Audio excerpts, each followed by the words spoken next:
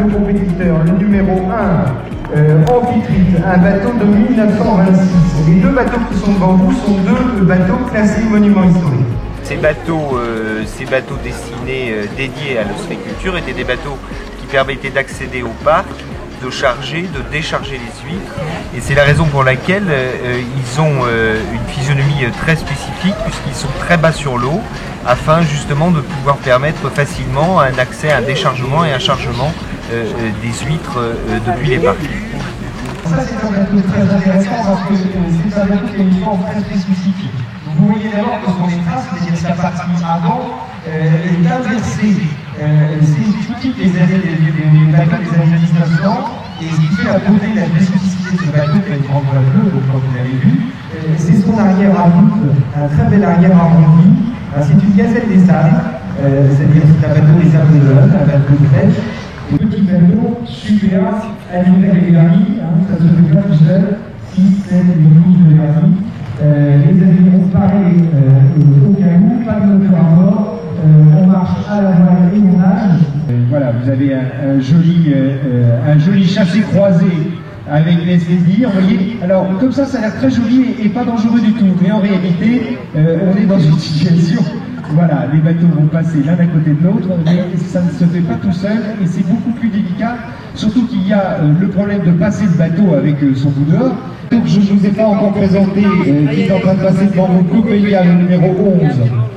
Alors là, c'est un bateau beaucoup plus important, vous le voyez. Un bateau qui est des années 1940 et qui fait plus de 10 mètres, 15 mètres je crois hors tout. Et vous voyez l'importance du bout dehors, cet espace horizontal à l'avant du bateau. Jamais, depuis que cette régate existe, on a pu venir aussi près du quai pour vous faire cette parade.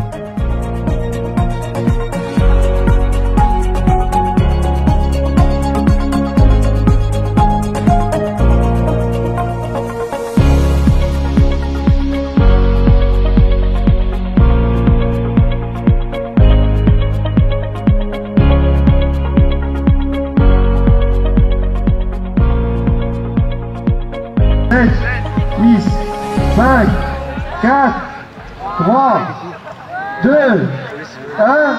Et c'est le petit qui va passer.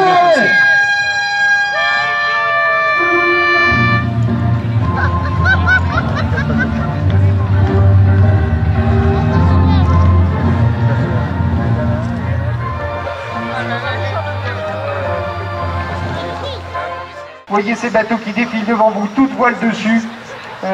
Je vous laisse admirer le spectacle. Vous ne reverrez pas ça ailleurs d'ici longtemps.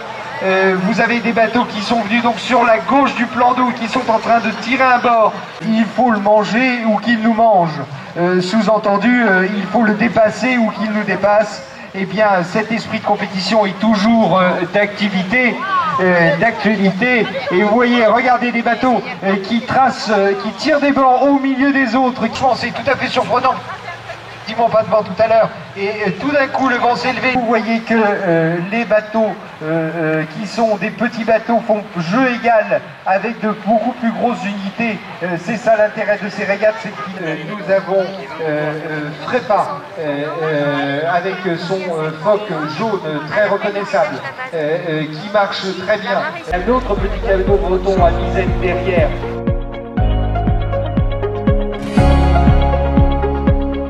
Magnifique. On n'a pas le droit à l'erreur dans cette manœuvre. Le moindre manquement à virer, vous êtes très près du quai et c'est l'échouage. Puis vous voyez les bateaux qui filent. Encore une fois, regardez la vitesse avec laquelle ces bateaux s'éloignent du quai à bâbord à mur. Grand largue. Bravo. Bravo au numéro 18, Bella Julia. Très belle.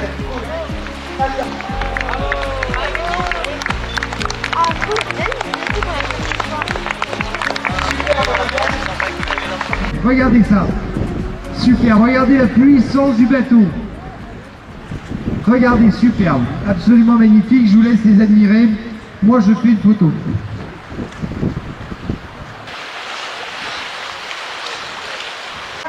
Laetitia est à la barre, Philippe, règle les écoutes. Magnifique, absolument bravo. 4e place Un classement superbe pour 2 seuls équipiers pour naviguer. Notre ami Jean-Claude Christophe avec Danae qui est en train de la ligne à la 5e place. Maintenant arrivé Leslie Deer, 6e, bravo à vous. Bateau de la belle plaisance des années 60 qui est en train de passer la ligne. Voilà, Père Gabriel, regardez la puissance de ce bateau. Regardez un peu le déplacement, le bateau qui fend l'écume, toute voile dessus, le flèche, voilà, et derrière, contre cet énorme bateau d'une puissance extraordinaire, qui pèse plusieurs tonnes, derrière il y a un petit canot breton qui se bagarre pour essayer de voler la 8e place. Superbe manœuvre, voilà, Guillermo devant vous. Regardez l'équipage qui s'active. Le barreur, ceux qui sont à l'écoute de grand voile, ceux qui sont au voile d'avant, voilà, magnifique opération, magnifique manœuvre devant vous de Père Gabriel. Un bateau qui, je vous le rappelle, est classé monument historique, a été construit en 1942. Vous avez derrière le numéro 22, Lord George, qui franchit également la ligne d'arrivée. Ensuite, vous voyez notre joli petit canot, absolument ravissant. Qui n'aurait pas envie d'avoir un bateau comme ça? Amzor Zo, à notre ami Patrick Mento. C'est pas une question de moyens, c'est pas une question d'avoir un grand bateau, d'avoir de la puissance, d'avoir des mètres cubes, des mètres carrés de voile. C'est de la compétition pure et simple. Regardez la puissance de ce bateau.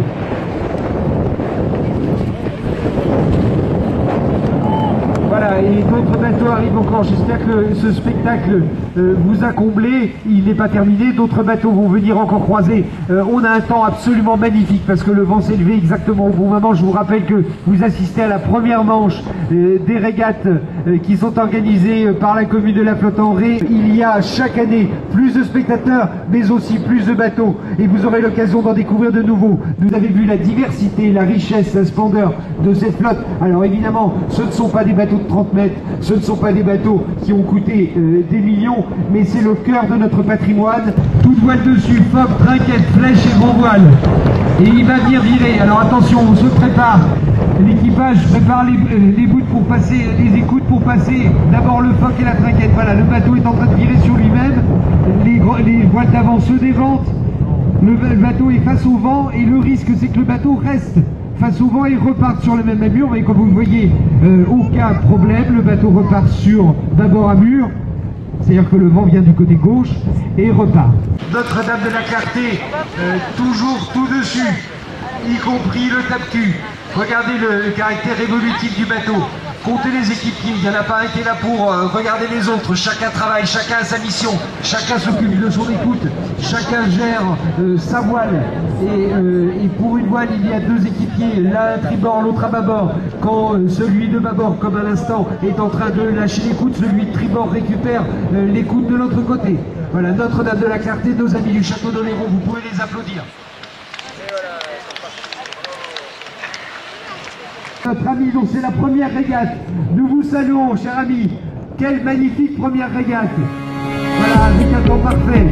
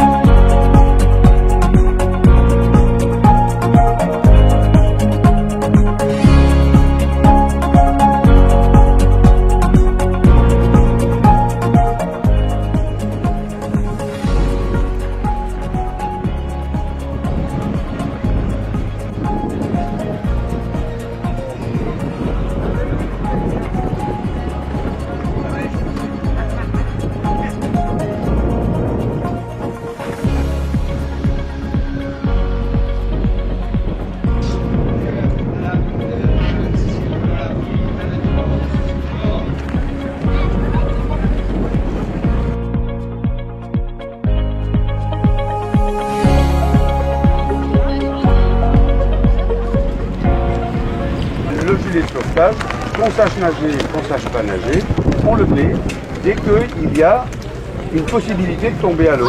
Les jambes là. Et après, il faut s'asseoir pour ranger les affaires. Allez, par là-bas. Allez.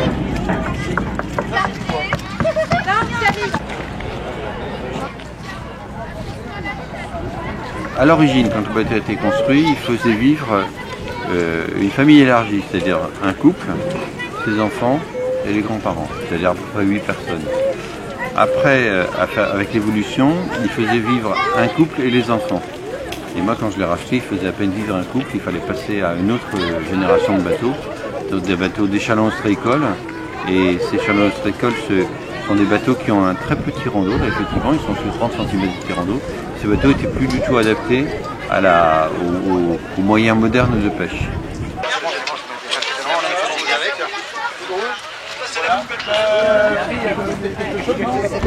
Voilà, après, voilà. Le mec habillé en rose. Le bateau, c'est un bateau un peu particulier parce que c'est mon père qui l'a fait construire en Égypte. Il travaillait en 77.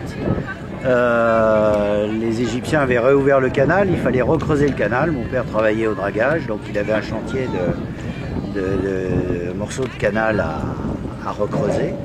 Et pour ses week-ends et ses congés qui passaient là-bas, il a fait construire ce bateau, inspiré des barques de pêche du canal de Suez, et réduite en largeur avec un puits de dérive pour pouvoir remonter au vent et pour pouvoir faire un vrai bateau de plaisance.